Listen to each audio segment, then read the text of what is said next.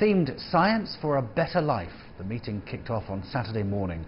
Participants are discussing frontier life science issues such as cancer treatment, structural biology and vaccines in 60 sub-sessions over the next 3 days. Several Nobel Laureates are among the more than 400 scientists joining the conference. Well, earlier, CGTN's Wang Mengsheng sat down with David Baltimore, the 1975 Nobel Laureate in Physiology or Medicine. He's co-chairing the conference.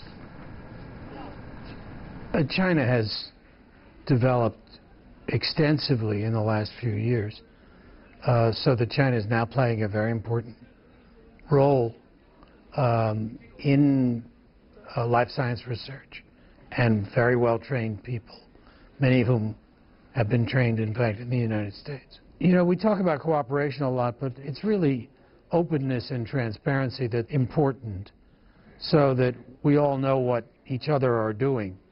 And that's done largely through the scientific literature, as well as meetings at which scientists come together and talk. And I think it's very important to continue that. You've made a great contribution in integrating the tumor viruses with this kind of genetic editing. And this year's Nobel winners are also focusing on cancer therapies and medicines.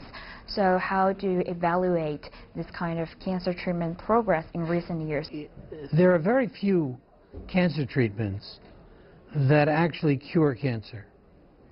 Many of them prolong life, but they don't actually cure the disease. Cancer immunotherapy has the potential to really cure cancer. In something like 20% of patients is curative. This is a whole new perspective in cancer treatment. Very exciting one and very effective one.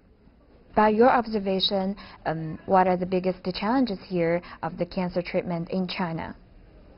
There is a challenge in China of getting access to all of the drugs that are available around the world.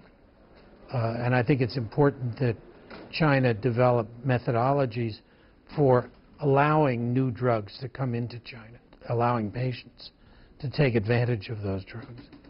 But I think there is a recognition now in China of the need for that, and more people getting treatments.